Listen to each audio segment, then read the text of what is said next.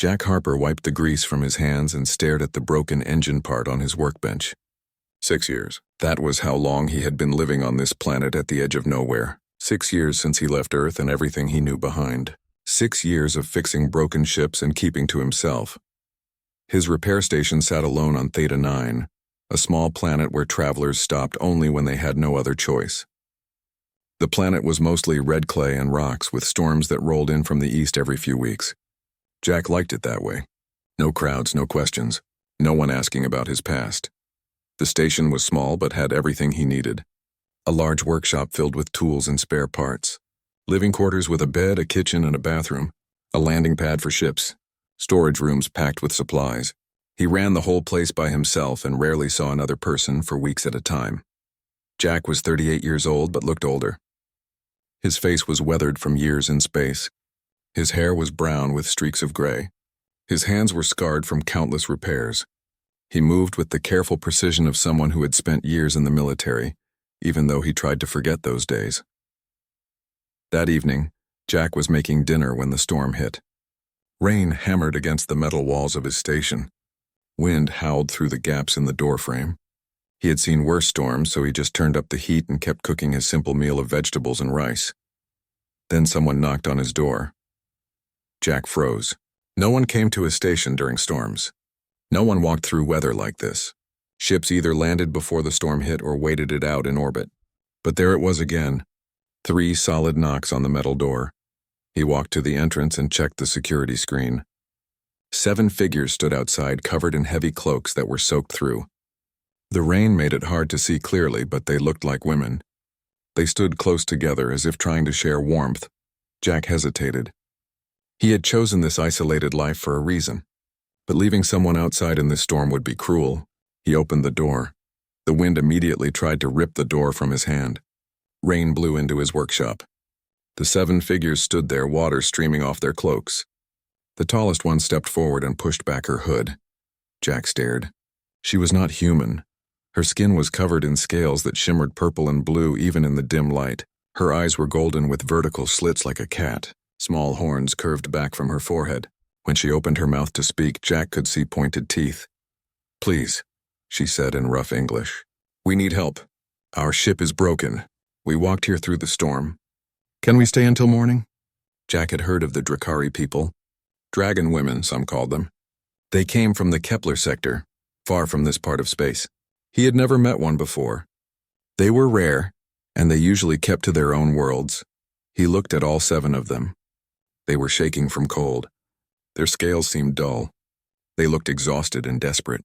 Whatever had brought them to his door in the middle of a storm must be serious.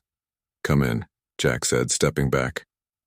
The 7 women entered his station, leaving puddles of water on the floor. They moved slowly like people who had walked too far and were running on nothing but willpower. As they removed their cloaks, Jack got a better look at them. They were all different heights and builds, but they shared the same basic features. Scales covered their skin in beautiful patterns. Their eyes were all golden. Their hands had sharp nails that looked more like claws. Despite being soaked and tired, they carried themselves with a kind of dignity that Jack recognized. He had seen it in soldiers who refused to show weakness even when they were broken inside.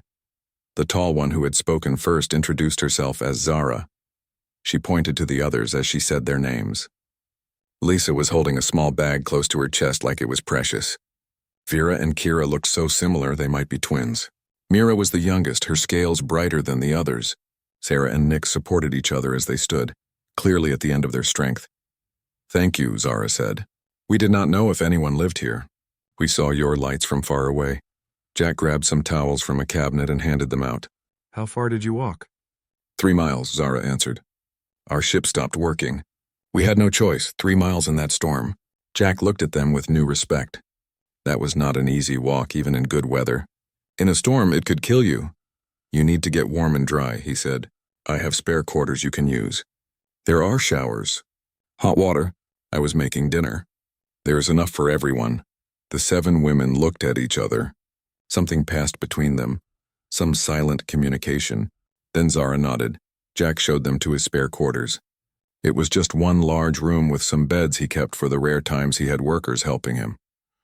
It was not fancy, but it was clean and warm. The women thanked him quietly and went to shower and change. While they were gone, Jack added more food to his pot. He only had simple supplies, but he made it stretch. Rice, vegetables, some protein powder mixed in for nutrition. It was not much, but it would be hot and filling. When the women came back, they looked better. Their scales had regained some shine now that they were clean and dry. They wore their own clothes, simple pants and shirts that seemed designed for their unique bodies. But Jack noticed something else now. Each woman wore a black band around her left wrist. He knew what that meant in many cultures. Mourning. They had lost someone. They sat around his small table. It was too small for 8 people, so some had to stand. Jack served the food, and they ate in silence at first. The women picked at their meals, eating little. They seemed lost in their own thoughts. Finally, Zara spoke. "You are human," Jack nodded. "From Earth, originally." "We have heard of humans," Zara said carefully. "But we have not met many. They say humans are complicated." Jack almost smiled at that. That's one word for it. "Why are you here alone?" Lissa asked. Her voice was soft, almost musical. Jack stirred his food. "I like the quiet. What about you? Why are 7 Drakari women traveling together out here?" The mood changed instantly. The women looked down at their plates. Sarah's hand went to the black band on her wrist. Nix's eyes filled with tears that she quickly blinked away. "We are going home," Zara said quietly. "We have been traveling for 3 months, but our ship was old. It finally broke down completely. We tried to reach your station, but we could not make it. We crashed 3 miles from here." "Where is home?" Jack asked. "The Kepler sector. Draconis Prime, that was far. At least 6 weeks by commercial transport." Jack studied them again, seeing not just their exhaustion but their grief. They were not just travelers. They were on some kind of important journey. "I will look at your ship tomorrow," he said, "when the storm clears. Maybe I can fix it." Zara met his eyes. For a moment he saw hope there. Then it faded. "Thank you, but I do not think it can be fixed. It was barely flying when we started this trip." "Let me look anyway," Jack said. "I'm good at fixing things." The women finished their meal in silence. Jack could see they were exhausted, so he sent them back to the spare quarters to sleep. He cleaned up the kitchen and then made himself a bed in the workshop. He could have used his own quarters, but it seemed wrong to take them back when the women needed rest so badly. As Jack lay on his cot surrounded by tools and spare parts, he could hear quiet voices from the other room. The women were talking in their own language. It sounded like music mixed with clicking sounds. He could not understand the words, but he understood the tone. Sadness, loss, fear. Jack stared at the ceiling and wondered what their story was. What had brought 7 grieving Drakari women to his door in the middle of a storm? And why did he feel like opening that door had just changed everything? Outside, the storm continued to rage. But inside the station, 8 people who had been alone in their own ways had found shelter together. And sometimes, Jack thought as he drifted off to sleep, that was how things began, with a knock on the door and a choice to answer it. Jack woke before dawn like he always did. The storm had passed during the night, leaving the sky clear and the air cold. He made coffee and sat in his workshop thinking about his unexpected guests. 7 Drakari women wearing mourning bands. A broken ship 3 miles away. A long journey still ahead of them. He was still drinking his coffee when Zara emerged from the spare quarters. She moved quietly, but Jack heard her anyway. Old military habits never really left you. "Good morning," he said, offering her a cup of coffee. Zara took it and wrapped her scaled hands around the warm mug. "Thank you. For everything. For letting us stay." "It's nothing," Jack said. "It is not nothing," Zara replied firmly. "Many would have turned us away. Humans and Drakari do not often help each other. Our peoples have no real friendship." Jack shrugged. Maybe that should change. They sat in comfortable silence for a while. Then Jack stood and grabbed his tools. "I should go look at your ship. Can you show me where it is?" Zara nodded. She went to wake Vera, and the 3 of them climbed into Jack's all-terrain vehicle. The transport was old and loud, but it ran well. Jack kept all his equipment in good shape. The drive took 20 minutes across the red clay landscape. The morning sun painted everything in shades of orange and pink. They found the ship wedged between 2 large rock formations. It had obviously crashed hard. The landing gear was broken. Scorch marks covered the hull. Jack could see cracks in the outer plating. "Stay here," he told the women. I need to check if it's safe inside. He climbed through the access hatch and spent the next hour examining the ship. He checked every system, ran diagnostics, and made notes on his portable computer. The more he saw, the worse it looked.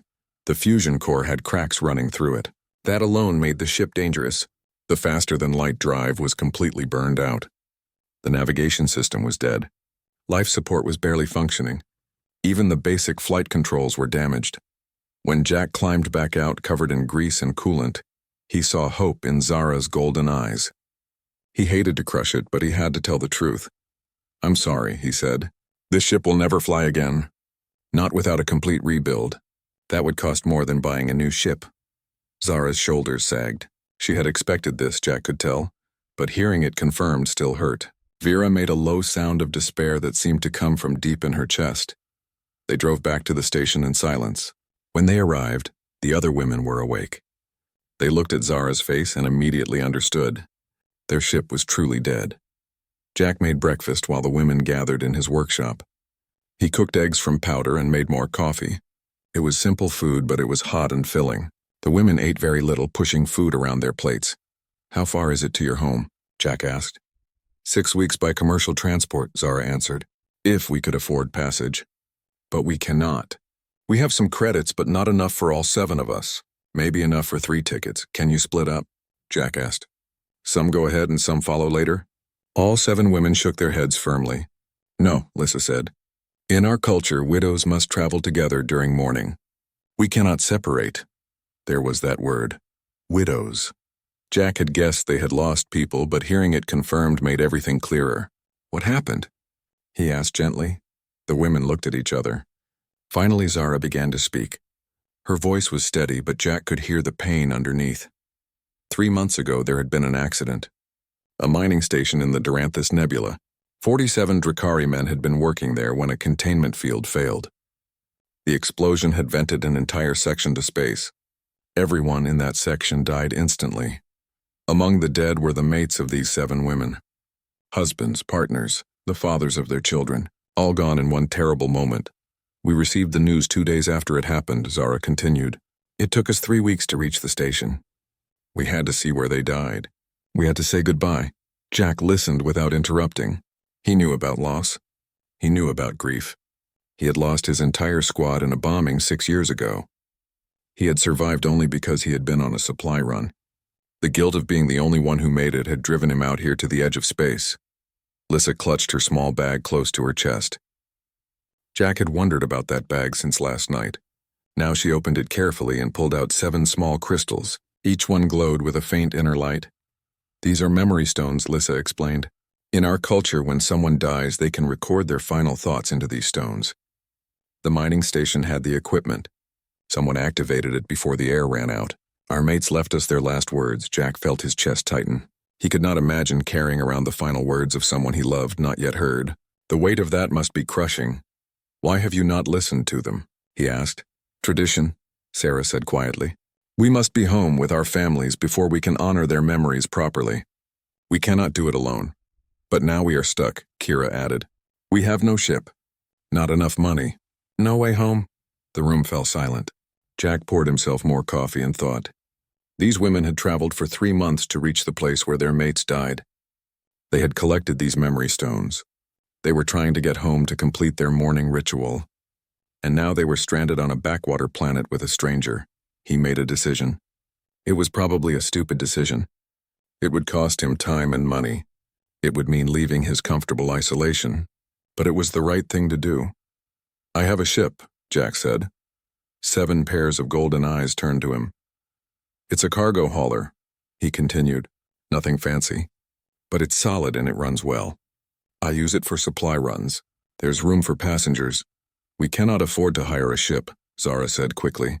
"We already told you we do not have enough credits." "I'm not asking for payment," Jack said. "I need to make a supply run to the core worlds anyway. I've been putting it off for months. The Kepler sector is on the way. More or less, you would actually be doing me a favor by giving me a reason to finally make the trip." This was not entirely true. The Kepler sector was significantly out of the way, and he had no pressing need to visit the core worlds. But Jack had learned something during his military service. Sometimes people needed to accept help while keeping their pride, so he bent the truth a little. The women protested immediately. It was too much. They could not accept such generosity. The journey would take weeks. He would lose business staying away from his station so long. They had no right to ask this of him. Jack let them talk. Then he held up his hand. Listen, I'm going anyway. The trip will be boring alone. You would be company. And honestly, I could use a break from this place. It's been 6 years. Maybe it's time I saw something other than red clay and broken ships. Zara studied him carefully. Why would you do this for strangers? For aliens? We have heard stories about humans. They say you are warriors, fighters, that you think only of yourselves. Jack considered his answer carefully. These women deserved honesty. 6 years ago I was in the military, he said. I had a squad. 6 men who were like brothers to me. We went on a mission. I was sent to get supplies. While I was gone, there was an attack. A bombing. They all died. He paused, feeling the old weight settle on his chest. I survived because I was not there, and I have been living with that guilt ever since. I understand what it means to lose people. I understand what it means to need to complete a journey for someone who cannot finish it themselves. The women were quiet. Then Mira, the youngest, spoke up. You help us because you understand grief. Yes, Jack said simply. Zara looked at her companions. They seemed to communicate without words, just looks and small gestures. Finally, Zara turned back to Jack. We accept your offer, she said. Thank you, Jack nodded. We'll leave in 3 days. I need to prepare the ship and plot the course. In the meantime, make yourselves comfortable. That night, the mood in the station changed. The women began to relax slightly. They talked more, sharing stories about their lost mates. Sarah's partner had loved poetry. Nix's mate had been a pilot. Kira and Vera's partners had been best friends. Jack listened while he worked on preparing his ship. And slowly he realized something. He had been alone for 6 years. But loneliness and solitude were not the same thing. He had been lonely. These women had reminded him what it felt like to be around people again. Maybe, he thought as he calibrated the navigation system, this journey would be good for all of them. The next 3 days passed in a blur of activity. Jack had not prepared his ship for a long journey in years, and there was much to do. The cargo hauler was named the Wanderer, and while it was reliable, it needed work before it could carry 7 passengers across multiple star systems. Jack started early each morning, checking every system twice. He reinforced the passenger compartment and installed additional sleeping quarters. The ship had been designed to carry cargo, not people, so he had to get creative. He built bunk beds from spare materials and added privacy curtains. It would not be luxurious, but it would be comfortable enough. The Drakari women helped where they could. At first, Jack tried to tell them they were guests and should rest. But Zara firmly explained that sitting around doing nothing would make them feel worse. They needed to be useful. They needed to contribute. So Jack put them to work. Mira showed a natural talent for mechanical work. She asked smart questions about how the engines worked and picked up new skills quickly. Jack found himself explaining things he had not talked about in years. How fusion drives created thrust. How faster-than-light travel folded space. How to read diagnostic readouts. Vera and Kira organized the supplies. They went through Jack's storage rooms and made lists of everything they had. Food, water, medical supplies, spare parts. They calculated how much they would need for 8 people traveling for 5 weeks. When they found shortages, Jack placed orders with suppliers in the nearest trade station. Lissa, who had been a teacher back on Draconis Prime, helped Jack plot the course. She was good with numbers and navigation. Together, they mapped out the most efficient route to the Kepler sector, identifying safe stops along the way and calculating fuel needs. Sarah and Nix worked on making the ship feel more like a home. They cleaned every surface until it shone. They organized the common areas and the small galley. They even found some old fabric in Jack's storage and made cushions for the hard benches in the common room. Zara did a bit of everything, moving between tasks and making sure everyone was okay. She also spent time talking with Jack, learning about human customs and teaching him about Drakari culture. On the second day of preparations, Jack made a supply run to the nearest trade station. It was a 3-hour flight, and he took Mira with him. The young Drakari woman had never been on a human ship in flight before, and she watched everything with wide golden eyes. At the trade station, Jack bought food that would last for weeks. Dried goods, preserved fruits, protein packs, and vegetables that would not spoil. He also bought spices and fresh ingredients for the first few days of travel. Mira helped him carry everything back to the ship. "Jack," Mira said as they loaded the supplies, "why do humans live so far apart? On Draconis Prime, we live in large family groups. Dozens of people in one home. But you live alone." Jack thought about this as he secured a crate. Some humans like crowds. They live in big cities with millions of people. But some of us need space. After the war, after losing my squad, I could not be around people anymore. Every face reminded me of the ones I lost. "Does it still hurt?" Mira asked. "Every day," Jack admitted. "But less than before. Time helps. And staying busy helps." "We hurt every day too," Mira said quietly. "I lost my mate after only 2 years together. Everyone says I am young and will find love again. But it does not feel that way now." Jack put a hand on her shoulder. "You will heal. Not completely, maybe, but enough to live again. Enough to be happy again." Mira looked at him with ancient eyes and a young face. "Is that why you are helping us? To help yourself heal?" Jack smiled slightly. "Maybe, or maybe I just think you deserve help." "Does it matter?" "No," Mira said. "I suppose it does not." That evening, all 8 of them ate dinner together in the station. Jack had cooked a large meal, and for the first time, the women ate with real appetite. They were starting to regain their strength. After dinner, Zara asked Jack about Earth. What was it like? Why had he left? Jack found himself talking about his childhood in a small town. About joining the military because he wanted to see the stars. About the friends he made and the missions he flew. About the day everything changed. "We were investigating reports of illegal weapons smuggling," Jack said, staring into his coffee. "My squad was supposed to check a warehouse. I was sent to get additional scanning equipment from our transport. While I was gone, the warehouse exploded. It was a trap. They were all killed instantly. The room was silent except for the hum of the station's systems. The military said it was not my fault," Jack continued. "They said I could not have known. They even gave me medals for my service. But all I could think was that I should have been there. I should have died with them." "That is how we feel," Sarah said softly. "Our mates were on the mining station because the money was good. We needed credits for our future. They were going to work for 1 year and then come home. But we should have told them not to go. We should have stopped them." "You could not have known," Jack said, repeating the words that had been said to him so many times. "Neither could you," Zara replied gently. Jack looked at her and realized something. They were the same, all of them. Carrying guilt for things they could not have prevented, trying to make sense of senseless loss, looking for ways to honor the dead while figuring out how to keep living. On the 3rd day, the ship was ready. Jack ran final checks on all systems. Everything looked good. The engines were running smoothly. Life support was at full capacity. Navigation was programmed. They had enough supplies for 6 weeks just to be safe. That afternoon, Jack gathered everyone in the common room of the ship. He showed them how everything worked, how to use the bathroom facilities, how to operate the food preparation unit, what to do if there was an emergency. The women listened carefully and asked questions. "The journey will take 4 to 5 weeks," Jack explained. "We will make a few stops at stations along the way for fuel and supplies. The rest of the time, we will be in faster-than-light travel. That means you might feel a little strange at first.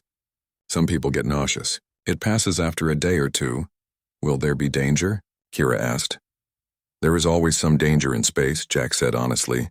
"Pirates, equipment failures, solar storms. But this route is well-traveled and relatively safe. I have made similar journeys before. I will keep you safe." Something in his voice must have convinced them because they all nodded. That night, their last night in the station, the women sang. It started with Lisa humming a melody while she cleaned up after dinner. Then Sarah joined in with words in the Drakari language. One by one, the others added their voices. Jack did not understand the words, but he understood the feeling. It was a mourning song, sad and beautiful. It spoke of loss and love and the pain of continuing without those you cherished. The 7 voices blended together in harmony, filling the station with sound. When the song ended, Jack found he had tears on his face. He wiped them away quickly, but Zara had seen. She said nothing, just nodded at him with understanding. "We sing for them every night," Zara explained. "It keeps their memory alive. It reminds us that love does not end with death. It's beautiful, Jack said. You should sing for your squad, Mira suggested. Maybe that would help. Jack shook his head. I cannot sing. Then speak their names, Sarah said. Tell us about them. Let us honor them with you. So Jack did something he had not done in 6 years. He talked about his lost friends. He told the women about Greg, who could fix anything and told terrible jokes. About Danny, who loved old Earth music and played guitar badly. About Carlos, who was the best pilot Jack had ever seen. About Rick, Kevin, and Pete, who had all been like brothers to him. The women listened to every word. When he finished, they were silent for a moment. Then Zara spoke. They died with honor, doing their duty. That is what matters. And you honor them by living well and helping others. They would be proud of you. Jack felt something break open inside his chest, something that had been locked tight for 6 years. He realized he was crying again, but this time he did not try to hide it. The women gathered around him. They did not touch him, sensing he needed space, but their presence was comforting. They understood grief in a way most people could not. They knew what it meant to carry the weight of loss. Later that night, as Jack lay in his bunk on the ship, he thought about the journey ahead. 5 weeks in close quarters with 7 grieving dragon women. It would not be easy. There would be hard moments and difficult conversations, but somehow he felt ready for it. He had been alone for 6 years, hiding from his pain. But these women had reminded him of something important. Grief shared was easier to bear than grief carried alone, and maybe, just maybe, helping them complete their journey would help him complete his own. The next morning, they loaded the last of the supplies onto the Wanderer. Jack did a final check of the station, making sure everything was secured. He set the automated systems to keep the place running while he was gone. Then he joined the women on the ship. Everyone ready? He asked. 7 golden-eyed faces looked at him and nodded.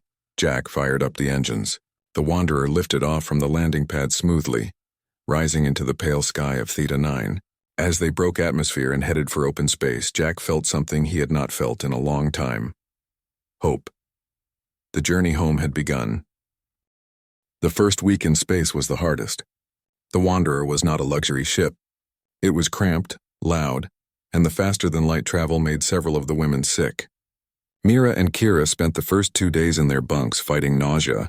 Jack did what he could to help, providing medication and bland food, but mostly they just had to wait it out.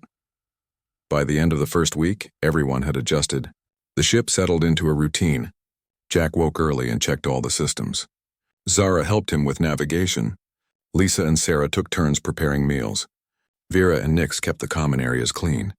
Kira and Mira learned more about ship maintenance, following Jack around and asking endless questions. Living in close quarters forced them to learn about each other. Jack discovered that Vera loved to tell stories. Every evening she would share tales from Drakari history. Epic battles, tragic love stories, legends of ancient heroes. The others would listen with rapt attention, even though they must have heard the stories before. Jack learned that Lisa was the quiet one who noticed everything. She saw when someone was struggling and would offer help before they had to ask. She kept track of everyone's moods and needs, the emotional center of the group. Sarah had the best sense of humor. She found ways to make them laugh even on difficult days. She would imitate Jack's serious expressions or exaggerate the way Mira asked technical questions. Her impressions were so accurate that even Jack had to laugh. Nix was the artist. She carried a small notebook and was always sketching. She drew the stars outside the viewports, the interior of the ship, and portraits of her companions. She showed Jack one of her drawings, a picture of him working on the engines. He was surprised by how well she had captured him. Kira was the protective one. She watched over the others, especially Mira. She noticed every small danger and pointed it out. At first, Jack found it annoying, but then he realized she was just trying to keep her family safe, and he respected that. Mira was curious about everything. She wanted to understand how the universe worked. She asked Jack questions constantly. How did the faster-than-light drive bend space? What made the stars shine? Were there other intelligent species besides humans and Drakari? Jack found himself enjoying these conversations. It reminded him why he had loved space in the first place, and Zara was the leader. She made decisions for the group, mediated disagreements, and kept everyone focused on their goal. But Jack noticed that she carried the heaviest burden. She felt responsible for all of them, and that weight showed in her eyes sometimes. In the second week, they stopped at a way station near Sirius. It was a busy hub with dozens of ships coming and going. Jack docked the Wanderer and they all went to the station's market. Sarah needed specific incense for the morning ceremony they would perform when they reached home. She visited 3 different shops before she found exactly what she wanted. Jack waited patiently, never complaining about the time it took. When she found the right incense, her relief was obvious. They also bought fresh food to supplement their dried supplies. Real fruits and vegetables. Fresh bread. The women were excited to cook with real ingredients. That night's dinner was the best meal they had eaten since leaving Theta 9. As they left the Sirius way station, Jack thought about how different this journey was from his usual supply runs. Normally, he traveled alone, efficient and focused. He would dock, get what he needed, and leave. But with the women, everything took longer. They wanted to look at shops. They talked to other travelers.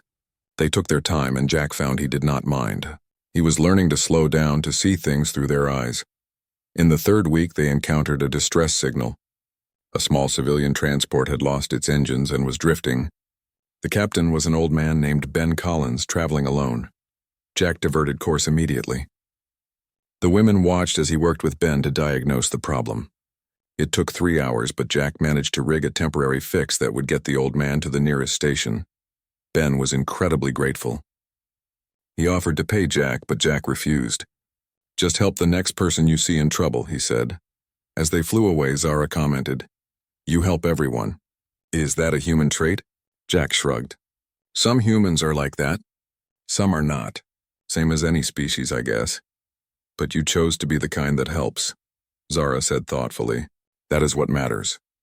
Life on the ship developed a comfortable rhythm. Mornings were for work and maintenance. Afternoons were for lessons. Jack taught the women more about ship operations. They taught him about Drakari culture and language. He learned basic phrases: how to say hello, thank you, and goodbye, how to express condolences. The women found his pronunciation amusing, but they appreciated the effort. Evenings were for gathering in the common room. They would eat dinner together, then talk or play games.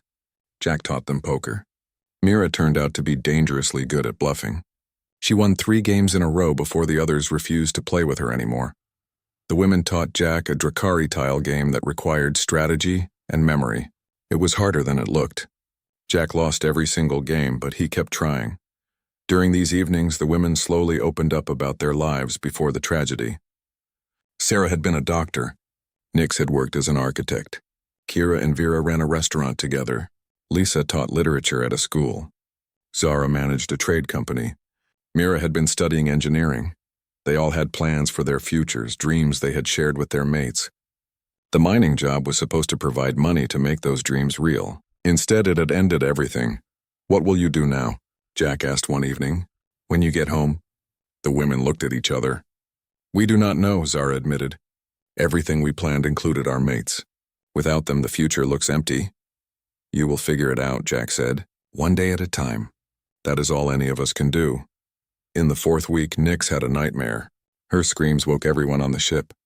Jack rushed to the sleeping quarters to find her sitting up in her bunk, sobbing. The other women surrounded her, offering comfort. Jack stepped back, giving them space. But later, Nix came to find him in the cockpit. "I am sorry I woke you," she said. "Do not be sorry," Jack replied. "Nightmares happen. I have them too." "What do you dream about?" she asked. "The explosion that killed my squad," Jack said quietly. "I dream that I am there with them. Sometimes I dream that I can save them, but I never can." Nick sat beside him, looking out at the stars. "I dream about the moment my mate died. In my mind, I can see him. He is calling for me, but I cannot reach him. I can never reach him." They sat in silence for a while. Then Nick said, "Thank you for this. For taking us home. For making this journey bearable." "You have made it bearable for me too," Jack said. "I have been alone for a long time. I forgot what it was like to have people around." "Are you going to go back to being alone?" Nix asked. "When we reach home?" Jack thought about this. A month ago, he would have said yes without hesitation, but now he was not sure. "Maybe not," he said. "Maybe it is time to rejoin the world." In the middle of the 4th week, they passed through Drakari space and were hailed by a patrol ship. The patrol captain was a stern Drakari male named Commander Thane. He demanded to know why a human ship was carrying Drakari passengers. Zara explained who they were, and what had happened. When Commander Thane learned they were widows from the mining disaster, his entire demeanor changed. He had lost a cousin in the accident. Commander Thane arranged for an escort through the rest of their journey. 2 Drakari patrol ships flanked the Wanderer as they traveled. It was a sign of honor and respect. Thane also sent a message ahead to Draconis Prime, informing the families that the widows were almost home. As they entered the final approach to Draconis Prime, the women gathered at the viewports. Their homeworld appeared before them, a beautiful blue and green planet with swirling white clouds. The women pressed close to the glass, their scales shimmering with emotion. "We are home," Zara whispered. Jack guided the Wanderer through the atmosphere, following the coordinates the patrol ships provided. As they descended toward the landing platform, he could see crowds of people waiting below. "Your families are here," he said. The women rushed to prepare themselves. They changed into formal Drakari clothing they had been saving for this moment. They combed their scales until they gleamed. They arranged the memory stones carefully in a special container. Jack landed the ship gently. The moment the engines shut down, the women hugged each other, crying and laughing at the same time. They had made it. Against all odds, they were home. Zara turned to Jack. "Come with us. Meet our families. This is your moment," Jack said. "I will wait here." "No," Zara said firmly. "You are part of this now. You helped us get here. Our families need to know you." So Jack walked down the ramp with the 7 women, and as dozens of Drakari rushed forward to embrace their loved ones, Jack stood to the side and watched. He felt a strange mixture of emotions, happy for them, proud that he had helped, but also sad that this journey was ending. Then Zara was at his side, pulling him forward. She spoke rapidly in Drakari to the gathered crowd, gesturing at Jack. He did not understand the words, but he understood the tone. She was telling them what he had done. Suddenly, Jack found himself surrounded by grateful Drakari, shaking his hand and touching his shoulders in thanks. The ceremony was held in an ancient grove just outside the city. Thousands of Drakari gathered among the crystal trees, their scales reflecting the morning light in a rainbow of colors. Jack had never seen so many Drakari in one place. The sight was beautiful and a little overwhelming. He stood at the back of the crowd, not wanting to intrude. But Zara found him and brought him forward to sit with the families. The families welcomed him warmly, treating him as an honored guest rather than an outsider. The ceremony began with singing. Hundreds of Drakari voices joined together in harmonies that made Jack's chest ache. He did not understand the words, but he felt the emotion behind them. Grief and love and remembrance all woven together in song. Then the 7 women walked to the center of the grove. They wore traditional mourning robes of deep black with silver embroidery. Each carried her memory stone. The crowd fell silent. One by one, the women activated their stones. Holographic images appeared, life-size projections of the men who had died. Jack watched as each mate spoke their final words. He could not understand the Drakari language, but he did not need to. He saw the love on the faces of the dead men. He saw tears on the faces of the women listening. He saw messages of goodbye, encouragement, and love that transcended language. Sarah's mate told her to be strong and to keep helping others. Nix's mate asked her to keep creating beautiful things. Kira and Vera's partners told them to take care of each other. Lisa's mate thanked her for their years together. Zara's mate told her she was the strongest person he knew and that she would survive this. Mira's mate spoke the longest.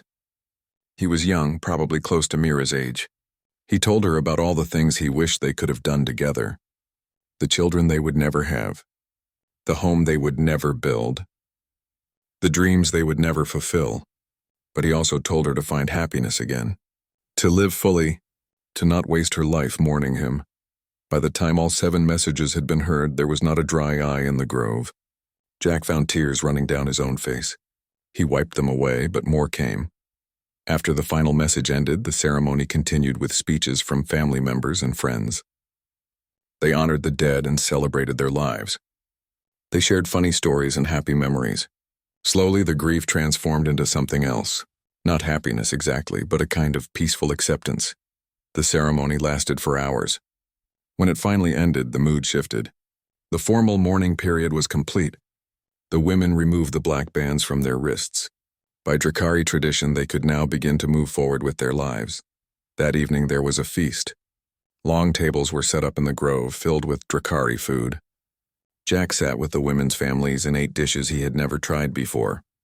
The food was spicy and flavorful, nothing like the simple meals on the ship. People came to thank Jack throughout the evening. They shook his hand, touched his shoulder, and spoke words he could not understand but felt deeply. Zara translated the most important ones. "They say you have a good heart," she told him. "They say you honored their loved ones by helping us." Jack felt uncomfortable with so much praise. He had just done what seemed right.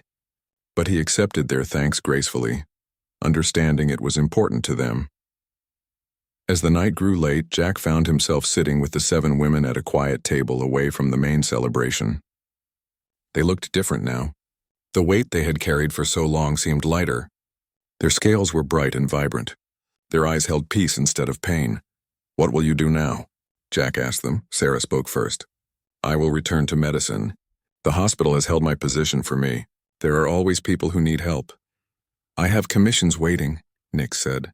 "Buildings to design, spaces to create. I think I will make a memorial garden, a place where people can go to remember those they have lost." Kira and Vera planned to reopen their restaurant. "We will dedicate it to our mates," Vera said. "They loved our cooking. It seems right. Lisa would return to teaching. Young minds need guidance, and I need purpose. Teaching gives me that." Zara had been offered a promotion at her company. "They want me to manage the entire sector. It is a big responsibility, but I think I am ready for it."